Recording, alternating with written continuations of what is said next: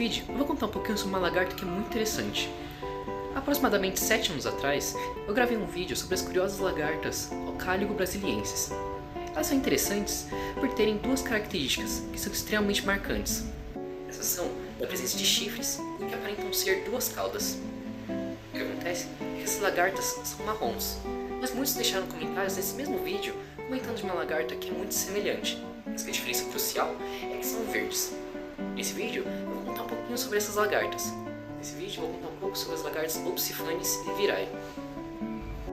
Em primeiro, algo importante citar é que as lagartas da espécie Opsiphanes invirae correspondem ao estágio larval de uma grande borboleta encontrada principalmente na América do Sul, sendo uma espécie relativamente comum em diversas regiões do Brasil.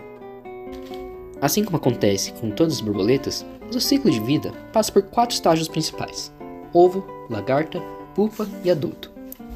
Desses estágios, é justamente a lagarta que concentra praticamente todo o crescimento do animal.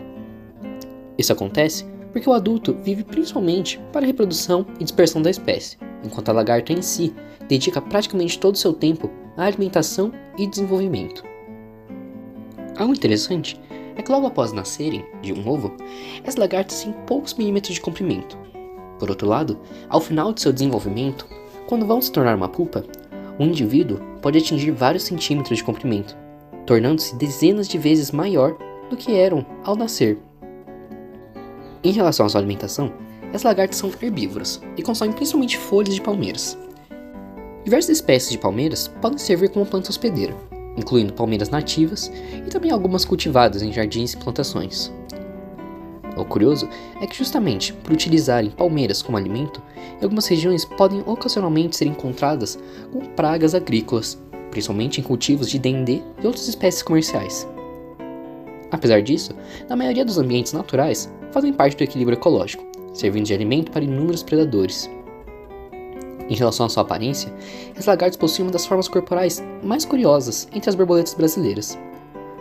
O seu corpo é em maior parte coberto por uma coloração esverdeada, com algumas regiões em marrom ou tons amarelados, frequentemente acompanhados por listras longitudinais e pequenas manchas.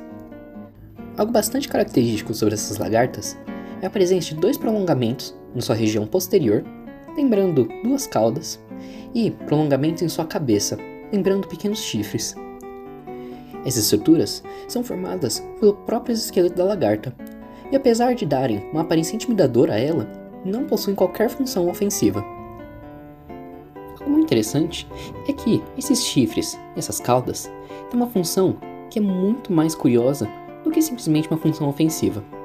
O que acontece é que esses chifres e caudas contribuem para quebrar o contorno do corpo da lagarta quando ela permanece imóvel sobre folhas.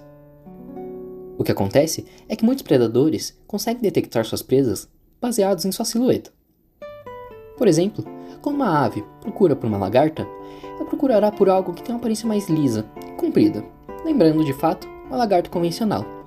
Mas, por exemplo, uma lagarta com chifres e caudas quebra essa silhueta. Isso faz com que a lagarta possa até mesmo passar despercebida pela ave, a qual procura por uma silhueta totalmente diferente da dessa lagarta.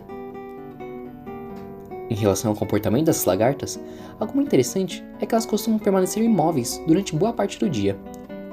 Quando não estão se alimentando, frequentemente descansam alinhadas ao longo da nervura central das folhas. Nessa posição, a sua coloração se mistura com bastante eficiência ao seu ambiente. Outro detalhe curioso é que costumam iniciar a alimentação pelas bordas da folha, removendo grandes porções do tecido vegetal com suas fortes mandíbulas. Já nesse assunto, algo interessante é que sua boca é formada por mandíbulas mastigadoras extremamente eficientes, adaptadas justamente para cortar tecidos vegetais relativamente resistentes. Em relação aos seus mecanismos de defesa, algo a se citar é que essas lagartas não possuem peçonha e também não apresentam pelos urticantes, como ocorre em diversas outras espécies, conhecidas popularmente como taturanas. Quando ameaçadas, as lagartas Opsiphanes possuem como sua principal estratégia permanecer completamente imóveis, confiando totalmente em sua própria camuflagem. Caso a ameaça continue, podem arquear seu corpo ou realizar pequenos movimentos bruscos para tentar assustar o predador.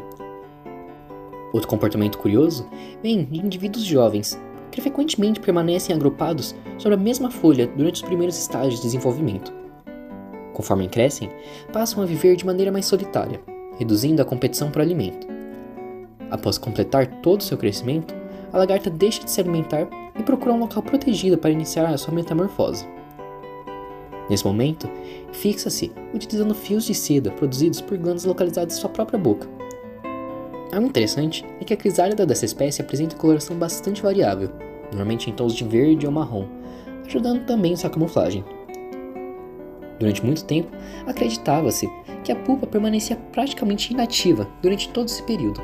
Entretanto, atualmente sabe-se que internamente ocorre uma das transformações mais complexas do reino animal. Grande parte dos tecidos característicos da lagarta são reorganizados para formar as estruturas da borboleta adulta. As asas, antenas, olhos compostos, aparelho reprodutor e pernas desenvolvem-se durante essa fase. Após algumas semanas, a borboleta rompe a crisálida e emerge completamente formada. Algo curioso é que suas asas inicialmente permanecem pequenas e enrugadas. O inseto então bombeia uma linfa para o interior das nervuras das asas, até que atinjam seu tamanho definitivo. Somente após esse processo que as asas endurecem e permitem o voo do inseto. A borboleta adulta de Opsiphanes invirae também possui características bastante interessantes. Diferentemente de muitas borboletas coloridas que visitam flores com frequência, indivíduos desse gênero costumam alimentar-se principalmente de frutos maduros ou em fermentação, seiva escorrendo de árvores ou fontes ricas em açúcares. Algo bem curioso é que na face inferior das asas existe um padrão de manchas circulares que lembram grandes olhos de corujas. Essas manchas são um dos casos mais clássicos e mais interessantes do mimetismo, um fenômeno natural em que, por assim dizer, uma espécie finge ser outra buscando por proteção. Aqui há um exemplo claro disso, em que uma borboleta possui manchas em suas asas para lembrar olhos de corujas, para assim poder assustar pequenos predadores quando suas asas estão fechadas. Inclusive, por conta dessas manchas, que essas borboletas podem até mesmo ser chamadas de borboletas coruja. De certa forma, essas lagartas representam um excelente exemplo de como a fase larval de borboletas pode ser extremamente especializada, reunindo adaptações com a camuflagem eficiente, estruturas corporais incomuns que quebram sua silhueta para predadores, seu crescimento acelerado, uma alimentação intensa e uma metamorfose completa. Todos fatores que transformam um animal rastejante em uma grande borboleta, bela e capaz de voar por longas distâncias. Of your smile, your easy laughter, of your kiss, those moments after I think of you.